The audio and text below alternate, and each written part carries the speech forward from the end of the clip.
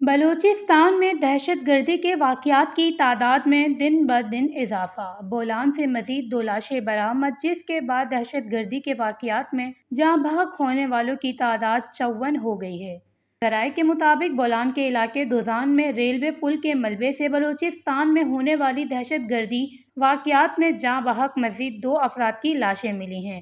دوسری جانب national high وے authority کے عملے نے 2 روز بعد تقریب کاری کے نتیجے میں بولان میں قومی شاہراہ پر گرنے والے پل کو اٹھا کر قومی شاہراہ پر ٹریفک کو بحال کیا ہے۔ تاہم ریلوے پل گرنے کے باعث کوئٹہ سے اندرون ملک کے لیے ٹرین سروس دوسرے روز بھی معطل رہی۔ ریلوے حکام کا کہنا ہے کہ دہشت گردی واقعے میں متاثر پل کی مرمت کے لیے 1.5 ماہ سے 2 ماہ کا وقت درکار ہے، جس پر وزیر اعلیٰ سرفراز بگٹی نے ایک مرتبہ پھر دہشت گردی کے واقعات میں ملوث افراد کو کیفر کردار تک پہنچانے کا عزم دہراتے ہوئے کہا ہے کہ آج جس وقت میں یہ بات کر رہا ہوں اس وقت بھی ان لوگوں کا پیچھا کیا جا رہا ہے۔ صوبائی حکومت ہو یا وفاقی حکومت، ہم ہر قیمت پر ان کا پیچھا کریں گے۔ واضح ہے کہ بلوچستان کے علاقے موسیٰ خیل، بولان، کلات اور مستونگ میں دہشت گردی کے 8 واقعات کے مقدمات CTD تھانے میں درج کیے گئے ہیں، جبکہ وفاقی اور صوبائی حکومتوں کی جانب سے بلوچستان میں امن و امان کے قیام کے لیے پولیس اور لیویز کی استعداد کار کو بڑھانے کا بھی فیصلہ کیا گیا ہے۔